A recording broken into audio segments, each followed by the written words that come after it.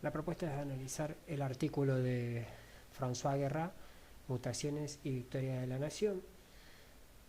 Vamos a prestar atención a una serie de ejes sobre el artículo, no sobre en profundidad todo lo dicho, sino cuáles son los ejes que necesitamos para poder pensar luego el resto de los artículos que ya trabajamos en la clase anterior y que vamos a trabajar en esta y en las clases que siguen. En particular, lo que plantea es, en principio, el contexto de las revoluciones. Hay que recordar, antes de iniciar el texto hay que repasar sobre esto. Hay una cuestión de resistencia al antiguo régimen, al absolutismo ilustrado, de alguna manera, básicamente discutiendo la situación de que es tiránico, de que aparece como despótico y como arbitrario. O sea que poco requiere de sus súbditos, pocas instancias del régimen político permiten la participación de los súbditos o de las fuerzas vivas de la sociedad.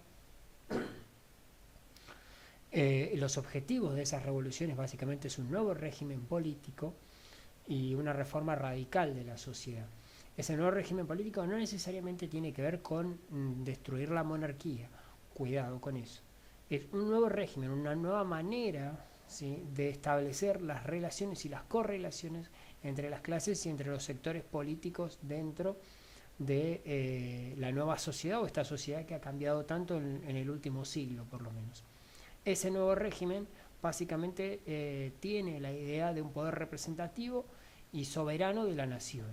O sea, no solamente el poder del monarca, pero no necesariamente hay que pensar en la destitución del monarca, sino que puede existir aún con el monarca. Bien, hago dos detalles para que más o menos nos entendamos. Por ejemplo, en 1789, 14 de julio de 1789, en la Revolución Francesa, se toma preso al rey, pero automáticamente no se lo condena a muerte. Tardan 2 años en condenarlo a muerte. ¿Por qué? Porque durante esos 2 años el régimen de gobierno que se buscó es un régimen de gobierno que implicara la representación de la nación por debajo de la autoridad del rey. Obviamente el rey no aceptaba esas condiciones y en una serie de situaciones que no va a dar el caso para nuestra asignatura, termina con la asamblea decidiendo degollar al rey por traición a la nación, traición a la patria. En el caso español, esto también lo vamos a ver de 1808 a 1810, a 1814.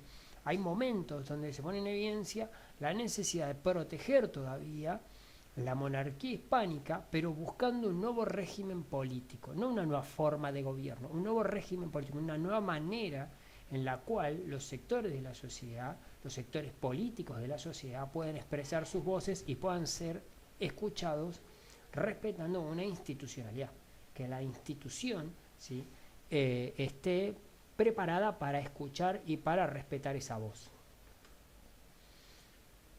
Una de las cuestiones que hace evidente las reformas borbónicas es lo que plantea Felipe V apenas se asume a principios del siglo XVIII, que dice: deseo de reducir todos mis reinos de España a la uniformidad de unas mismas leyes, usos, leyes, costumbres y tribunales.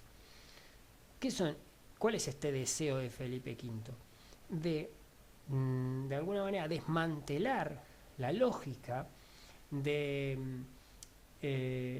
monarquía plural que tiene el sistema español, donde cada reino, cada espacio gobernado por el rey español tiene una diferente forma de vincularse con el rey. Por lo tanto, es lo que John Eliot llama una monarquía compuesta. No es una monarquía absoluta al estilo Luis XIV en Francia. No es una monarquía parlamentaria para nada al estilo inglés. Es una monarquía donde se respeta el derecho del conquistado y dependiendo de la situación de cada uno de estos derechos de conquista, el conquistado tiene más o menos libertades o más o menos privilegios, para hacerlo en palabras de la época. No privilegio en el sentido negativo del concepto, sino privilegio como del latín privilegium, que significa ley privada, o sea, ley propia para algunos. Entonces yo voy a tener una ley propia, un privilegio para los vascos, que tiene que ver con que paguen o no paguen algún impuesto. Una ley para los aragoneses, otra ley para los castellanos, otra ley para los americanos, otra ley para Buenos Aires, otra ley para Lima. Entonces, siempre hay una ley, y esas leyes que yo aplico a uno de esos espacios sienta precedente para que otro de todos los otros espacios reclame derechos a ser tratado de ese modo. Por eso se habla de jurisprudencia, de derecho de prudencia, de derecho prevalente, el derecho que está antes, ¿sí? Y el derecho que por estar antes es más importante. Entonces, en esta lógica, la monarquía tiende a ser una superposición de reinos, una superposición de jurisdicciones, en las cuales la cabeza de todos esos múltiples pactos es el rey. Por eso Felipe V, en la coyuntura en la que se encuentra de cambio de dinastía de los Austrias menores a los Borbones, él es un Borbón, es la oportunidad para reducir todos estos múltiples pactos y construir un intento de uniformidad. Eso que lo plantea en 1715, ¿sí? Cuando estemos en 1773, 60 años después, con 3 monarcas después de Felipe V, el título de Carlos IV, ¿sí? Otro Borbón que ha tenido el resultado de todas las reformas que han encabezado Felipe V, Felipe VI, Carlos III, llega a Carlos IV, y el título de Carlos IV, para que lo entendamos bien claramente, no es rey de España. No se llama rey de España, no se llama ninguno de los reyes de España, se llama rey de España. Don Carlos IV, por la gracia de Dios, rey de Castilla, de León, de Aragón, de las Sicilias, de Jerusalén, de Navarra, de Granada, de Toledo, de Valencia, de Galicia, de Mallorca, de Sevilla, de Cerdeña, de Córdoba, del Consejo de Murcia, de Jaén, de Algarusis, de Algeciras, de Gibraltar, de las Indias Orientales y Occidentales, islas y tierra firme del mar Océano. De todo eso es rey, pero de modo separado, no un solo rey, es de modo separado. Y después de eso es archiduque de Austria, duque de Borgoña, duque de Brabante y Milán, para que nos vayamos ubicando, ¿no? Si es archiduque de Austria, ¿sí? De Borgoña, de Brabante y de Milán, que es Italia. Es conde de Auspuro, de Flandes, de Tirol o Tirol, conde de Barcelona, o sea, es mucho menos que eso en su propio territorio, ¿sí? Y señor de Vizcaya y de Molina. Si han aprobado medieval, señor es el cargo menor, es el rango menor, es el principio del feudalismo. Eso significa que Carlos IV, de alguna manera, es la cabeza del Imperio Español, controla un continente entero, o sea, las Indias Orientales y Occidentales, o sea, controla todo casi todo el continente americano, controla Madagascar, controla Marruecos, Ciudad del Cabo. Estoy dando ejemplos para que tengamos un tamaño del control que tiene sobre el mundo, sobre el planeta, pero solamente señor de Vizcaya y de Molina. Sobre los vascos, sobre el pueblo vasco no ha podido hacer más que un señor. Por lo tanto, cuando aplique sus reformas, sus leyes, van a tener mayor impacto donde es rey, un impacto intermedio donde es archiduque, un impacto relativamente donde es duque, y donde es conde, donde es señor, casi que va a ser una cuestión de declamación, una ley, porque nadie la va a respetar, recordando que no tiene autoridad competente para eso. Lo único que puede hacer en todos esos casos es movilizar tropas. Bien, de esta manera se forma ese rey y sus reinos, de los cuales habla Guerra, todavía no en este artículo, pero para que más o menos tengamos una idea de cuál es el armado intelectual que está armando François Guerra. Entonces, ¿qué es lo que nos va a marcar el contexto en el que estamos trabajando? El fin del pactismo, la ruptura de aquel pacto de sujeción que había entre el rey y el pueblo. O sea, esa relación contractual rey-pueblo, ¿sí? Y de respeto corporativo, porque son dos pactos aquel que decíamos, el de sujeción y el societatis.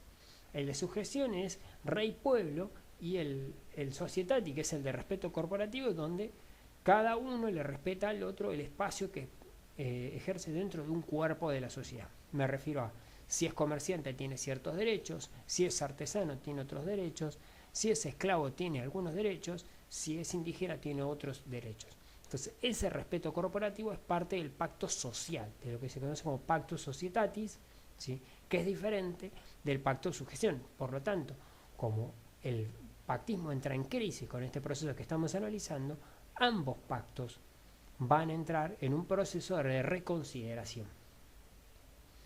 Lo que entra en crisis también es la noción de una monarquía plural, ¿sí? El objetivo de Felipe V de uniformizar la monarquía, o sea, romper con esa monarquía de muchos reinos, y el intento uniformizador que va desde 1715 a 1808, se cae a pedazos porque no hay manera, porque la misma monarquía se desmantela al no tener la cabeza del rey.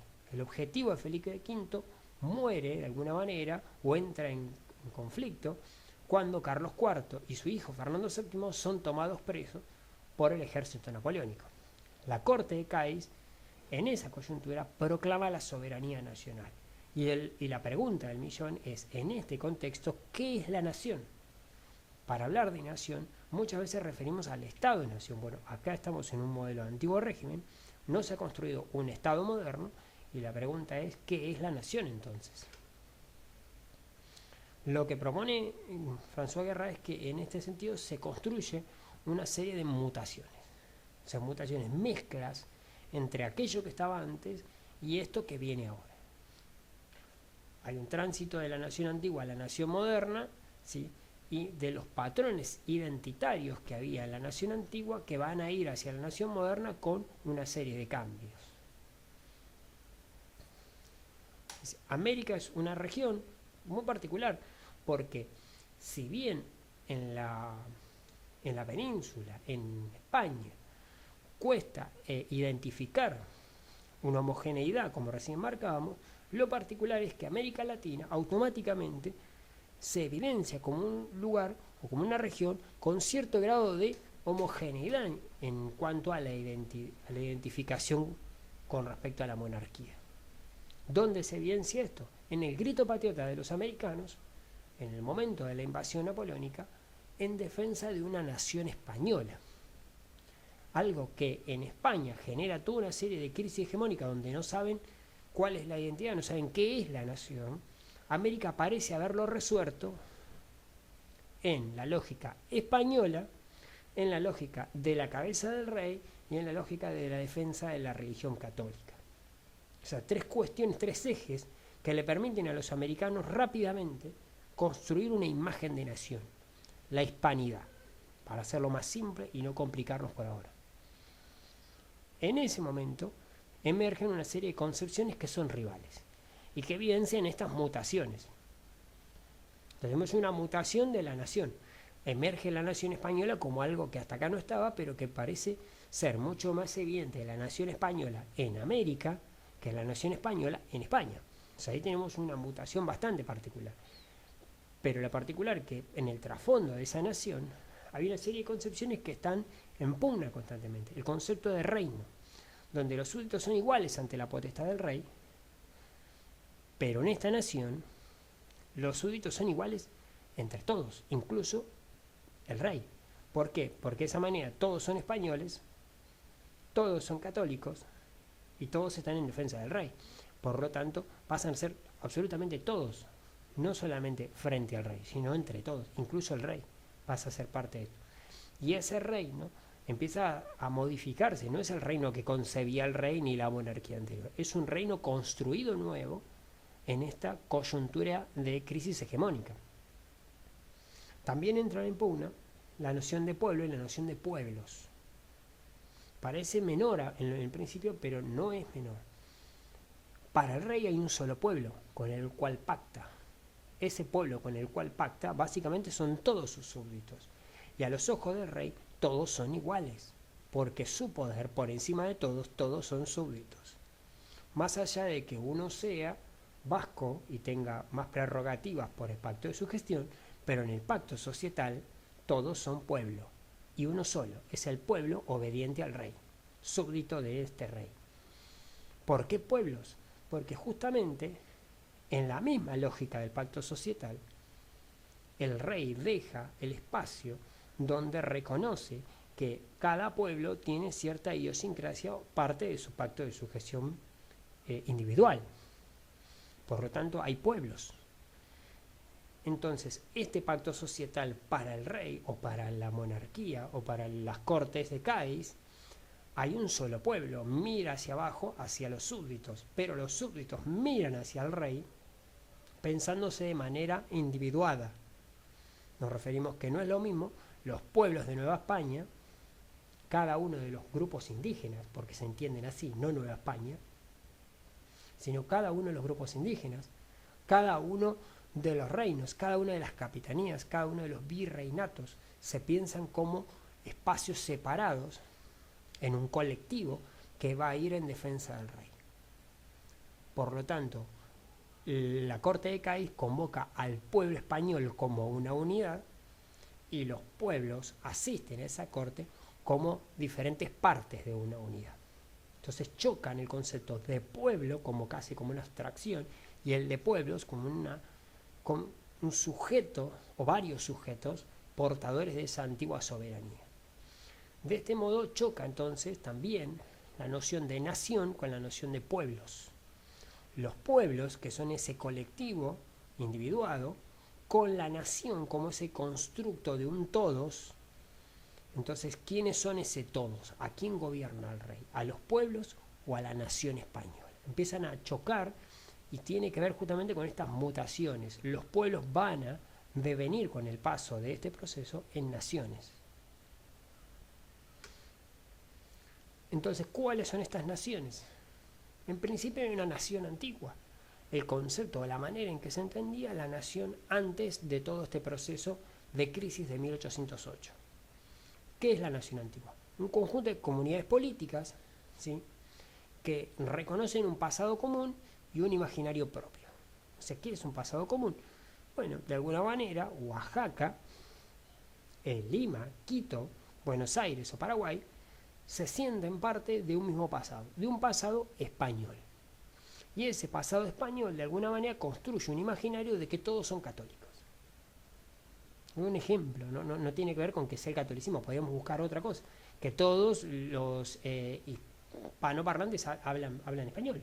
O sea, en todos los que están en América hablan español, que es un error, pero obviamente es un imaginario. Y en el imaginario, todos los que vivimos en América hablamos español, que es un error, porque en Paraguay se habla guaraní, en los territorios del Alto Perú se habla quichua todavía, se habla aymara. Entonces hay un montón de hablas, ¿sí?, de lenguas en el territorio americano, pero sin embargo la construcción de un imaginario construye hacia sí mismo una cultura hispánica que habla el idioma español. Eso es parte de esa unidad de pasado común construida en base a un imaginario. Lo particular es que esta nación antigua reconoce la heterogeneidad de las comunidades políticas. Reconoce que no todos son iguales. Les otorga idiosincrasia, que es algo poderoso para generar unidad, porque yo permito que cada uno sea como es en una unidad, pero también es peligroso porque eso le permite, en el proceso que vamos a organizar, que se va a desmantelar la monarquía hispánica, que cada una de esas heterogeneidades sean potenciales naciones, pero no antiguas, naciones modernas. Entonces la nación antigua remite al pasado real, ¿sí?, o mítico. Nos referimos a que podemos decir que nuestro rey es heredero de Cristo, que nuestro rey es heredero de Carlomagno, ¿sí?, que es el primero de los incas. Entonces remite un pasado que es real, que es la conquista española, pero que tiene una faceta, no es que la tenga, puede tener algún grado mítico. Y tiene que ver con ese grupo humano que se siente uno y distinto a otro. Eso es parte de la identidad.